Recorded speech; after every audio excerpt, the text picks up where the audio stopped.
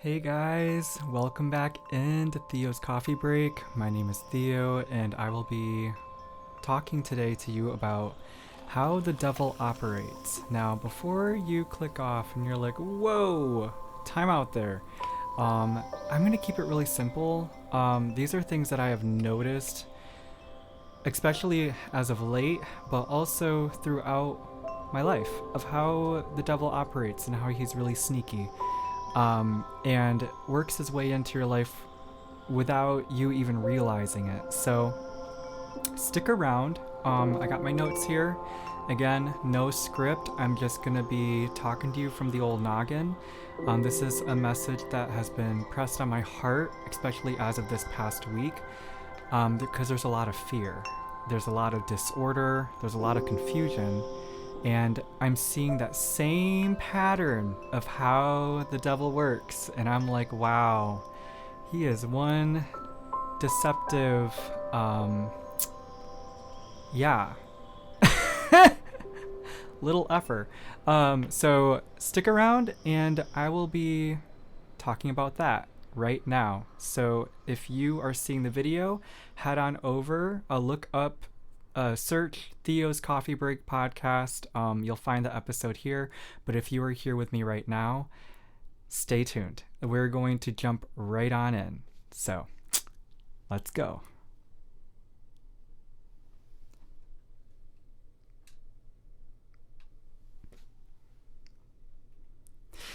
All right, so now that it's you and me, I'm not even going to waste your time. I'm going to jump right on in. So, how the devil works, he plants seeds in your mind.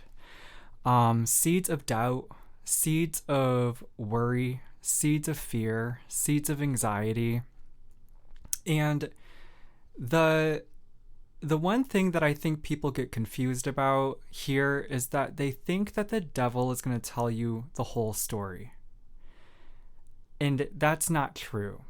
So what he does is he starts by planting the seeds, and then he toils and labors over those seeds and just pokes at you and keeps whispering, and it's whispers. That's the other thing too I think people get confused about. They think that the devil is going to come in loud, hot, angry, mad, and be like really present. And that could not be further from the case. He is your best friend. Okay? The way I think about who and how the devil operates, he is that one friend that is an instigator. Okay? And you can go to this friend and talk to them about anything. And they will be right there with you. And they're going to agree with you. And sometimes they'll disagree with you. To kind of, I want to say show support, but it's for the wrong reasons. And you might be thinking, well, why would a friend do that? Well, because these types of friends, your drama does not affect their life. Okay? And whether or not that this friend may realize it, they're getting entertainment from you ruining your life, from you acting like a crazy person. And before I go any further, I want to quick address this because I don't want people to think that I am putting fear here. I don't want to make anyone paranoid. I don't want to make anyone start questioning things that might not exist. So I'm going to talk to you really quick about that friend because I've been on both sides of that friendship. And so for a while there, I had a hard time being alone. Okay. And I really thought that the more friends you had, in that popularity, is going to get you further ahead in life. And this was before I learned the difference between quality and quantity of friendships. But we're going to go back to it. So, I've been that friend, and I thought that an important part about being somebody's friend is being agreeable. Okay. And to not, uh, question them, as to why they're making these decisions, why they are choosing to show up this way in their life. And yeah, that leads me to another thing of like, sometimes it's best to just bite your tongue. But we're going to focus on being a bad friend, okay? So being that bad friend, you're there. You're there for every single phone call. You are there for whenever they need you. And at some point, you have to ask yourself, am I enabling the dysfunction, or am I truly being a supportive and caring friend? Okay, but for the sake of the devil conversation, we're going to say that you keep enabling this person. All right? They have you around their little finger. And that person might not even realize the amount of damage and destruction that they're causing. Okay? And I don't really want to say that you have to be the one that points it out. I really think that it's important for people to figure things out on their own. Like the same as an alcoholic, right? When does an alcoholic know that they're an alcoholic? It's not when they destroy their life. It's not when they run everybody out of their life. It's not when they can't keep a steady job. It's not when their health debilitates at a very rapid pace. It's not when they end up out on the street. An alcoholic realizes that they're an alcoholic not by how many people told them that they were an alcoholic, but by when they admitted it to themselves. And they admit that they need help. But it doesn't stop there. They now have to take responsibility and accountability for themselves and take ownership. And they need to get the help themselves. Okay? And there's a lot of resources and all that stuff. Okay? But how the devil works, and that's kind of what the devil does, is that he gets in your head and he makes you believe that you have all the control. He makes you believe that you know what you're talking about and that everybody else is seeing the situation wrong. Because nobody knows you better than you know yourself, right? Right? You have lived enough life. You have lived enough experiences, and now everybody needs to listen to you. All right? So he whispers. He whispers and he gets into your head. And he makes you believe that there is nothing more for you to learn here. And that you're the king of everything. You're the king of anything, right? And so,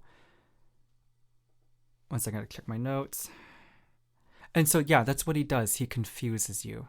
He confuses you with the truth, because that's the one thing the devil will, the one thing that we all know about him, is the one lie the devil told is I never lie, or the one truth that the devil told is I never lie. Because what he does is he gets into your head and he finds the things that you are the most insecure about.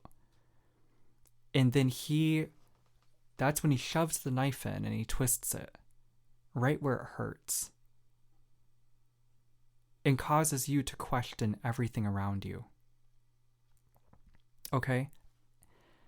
Every single one of these seeds that he plants, of again, the doubt, the fear, the anxiety, they are coming from truth.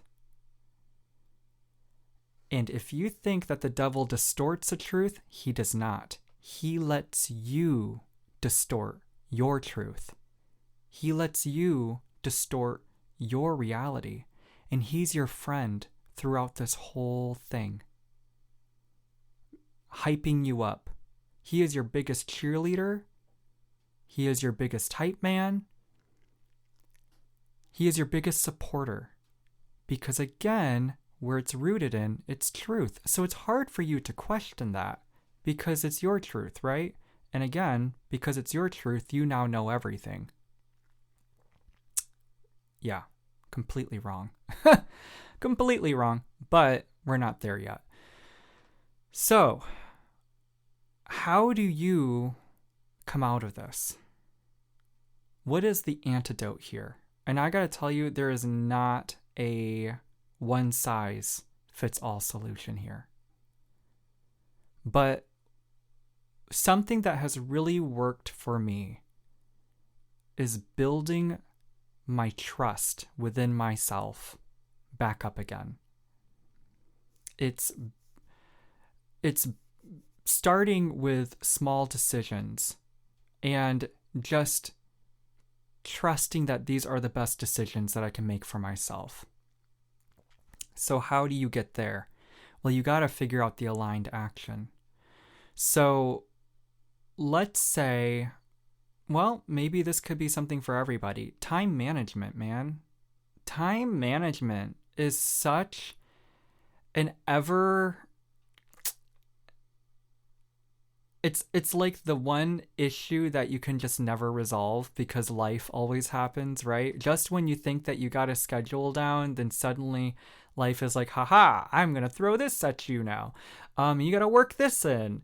And trying to be flexible, especially if you're a person of routine like me, you're a person of structure like me, those things really throw you for a loop.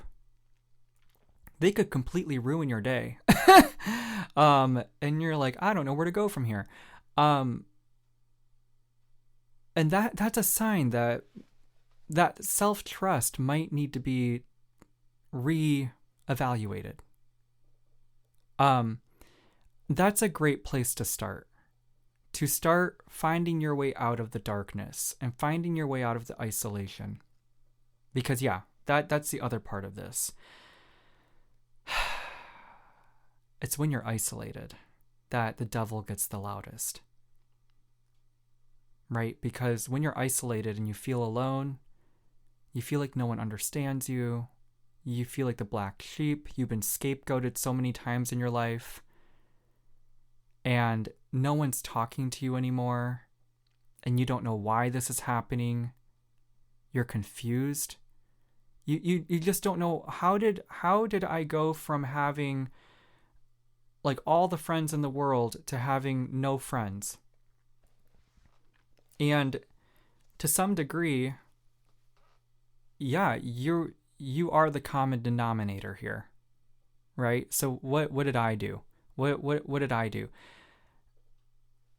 That again is the devil, okay? And I'm not trying to sound like, blame the devil for everything, because that's what he wants you to do. He wants you to blame. He wants you to not take accountability, right? You have to remember, he's not just working on you. He's working on everybody around you as well. Okay? He's working on everybody. All right? He is the overlord of eternal damnation, okay? And eternity compared to human lifespans, I mean, our existence is a blink of an eye for somebody like him. So he does have all the time in the world when it comes to us. We don't. So you have to find a way to take the bull by the horns and get in its face and say, not today, Satan. Not today. You got to reclaim your life. You got to get your power back. And I really think that trust is a huge part of it. Okay? That is something that is deeply lacking in life today. Trust. With all the AI generated content, with corrupted and what's the other word I'm looking for? Corrupted and our news sources, where we get our news from, it's been complicated in some kind of way. And you're now questioning, like, I don't know if I should believe the media. I don't know if I should believe what people are talking about on social media. I don't know what the truth is anymore. Okay? And that's where we gotta reel it back in. What can we manage? Well, we can manage ourselves. So I would say that we need to start finding ways to build our trust back up within ourselves. Because our trust is also connected to our self esteem. Okay, so when our life spirals, when life happens, and has a lot of life happened to me in 2025, and already this month it's been a lot. It's been a lot. I'm still trying to wrap my head around it all, but what I do know is I have to build and continue to reinforce the foundation that I have within myself. And know that things happen for a reason, okay? There is a lesson to learn. And that might be the other part where people want to just jump over it. When these things come up, the inner work, right? That's a trigger word for a lot of people. What do you mean, inner work? What do you mean, mental health? What do you mean, emotions? Like, just turn them off and move on. Well, hate to break it to you, but that's what the devil wants.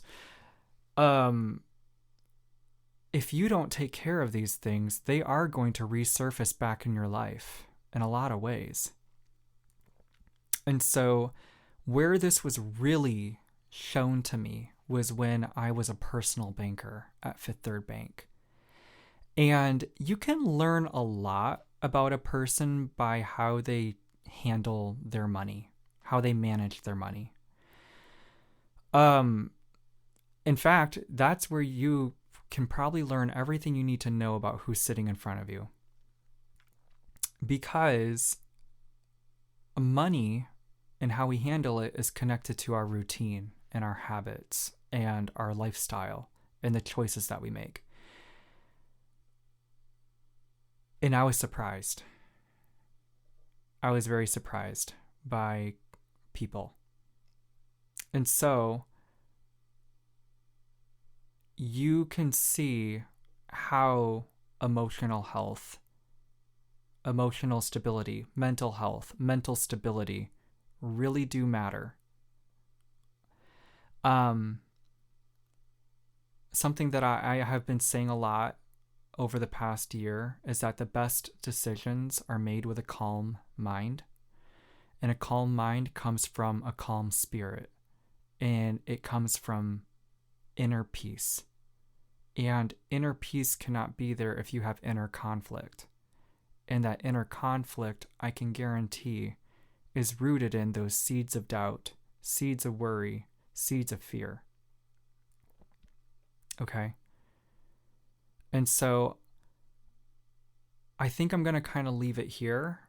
I may come back and talk about this more later, but I really want people to know that that change that we are looking for right now, it starts with you and me. And as cliche as it sounds, as Disney as it sounds, it really does. How we show up for ourselves, how we show up for others, and how we show up for the world around us does matter. When I go out to run errands or go for a walk,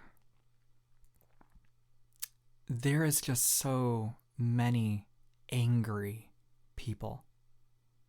I mean, it is astounding how much anger is out there and present in our everyday community. And it's being normalized. And I think it's a false sense of dominance. Like, people just want to dominate each other. It's very weird behavior to me. To which, that's what the last point was. I was trying to think of it, and I forgot to write it down. The devil is not your friend, okay? Or, well, he can be if you want him to be. He's not the greatest friend for you. because he's gonna have you thinking that you got it all figured out and that you're going to win this. It's a competition. That's another way to know that you are on the wrong path, is if you're treating life like a competition and everybody is your rival. There is nobody to beat here, my friend. There is room for everybody to win. Let me tell you, it's a big world. It's a much bigger world than you think it is. There is room for everybody to win. All right. It's not a competition, and he knows that he is setting you up for failure. And that's where the lie lies. You think that you're going to win when he knows that you're going to lose. A better way of thinking is that, scientifically speaking, based on fact, not opinion, humanity was made to adapt. Okay? To grow. To continue to learn. And you can be somebody who knows a lot and still admit that there is still more to learn. Okay? I hate to break it to you. There is never going to be a moment where you know everything. And if somebody says that to you, if someone says that they got it all figured out, they have everybody figured out, they got life figured out, they know the meaning of life, they have all the answers, I will be the one to tell you, they are full of horseshit. Okay? Because who are you to tell me that you got it all figured out? So this is where I'm going to end it. Fulfillment. Everybody should have their own definition of what fulfillment means to them. If there's somebody that's living out of a shoebox, eating microwave dinners, and they're happy as a clam, let them be happy. Okay? Because there is more to life than titles and fancy cars and luxury bags and being the CEO of a company or having a penthouse on the tallest building in the city. If that's your idea of fulfillment and it truly does make you happy, then good for you. All right? But if you're that somebody that has all those things and you're going around judging people and being like, man, that's just pathetic. They're over there smiling at what? What do they have to smile about? What do they have to smile about? Their life is pathetic. I feel sorry for them. You know, if they just tried harder in life, they could be where I'm at, but they're never going to get there because that's the decision that they made for themselves. That's another example of the devil talking. Okay? Because that person that's saying all those things, they might have a lot of followers. They might have a lot of friends. But I don't think they're quality people. And I think that performance, that facade, it's just a mask to hide the real insecurity. That something is still deeply broken within that individual. And the devil has them wrapped around his little finger. And that is also another example of what isolation can look like. Some of the most isolated people that we see in this world are some of the most popular people that we know. So thank you so much for joining me today on Theo's Coffee Break. It was a little bit scattered, a little bit here, there, and everywhere. But again, I'm trying to show you that maybe I'll go back to writing scripts, but I'm never going to be using AI moving forward when it comes to the creative process. I want you to know me, and I want you to know that this is what a coffee break would feel like with me. And that I'm a very real person, and I have nothing to hide. With that being said, it is what it is. So thank you for listening today. I hope to see you in next week's episode, where I think I'm going to be talking a little bit more about some positive stuff. Okay, we've been talking about some really, really heavy stuff in this podcast, and it's time to come out of the shadows and into the light and talk about some happy things, some positive things, and be more optimistic. But again, thank you for listening today. If you feel like this podcast could benefit someone, feel free to share it. If not, no worries. I'm just glad to have you here with me right now. And again, I don't think I've said this in the last episode, but my email is still theoscoffeebreakpodcast@gmail.com. Feel free to reach out to me anytime. And always know this: you are always welcome at my coffee table. However, this time, I'd like you to bring a friend. Because we should all have a safe place to just feel seen and heard and continue to learn together. Thanks for listening. See you next week.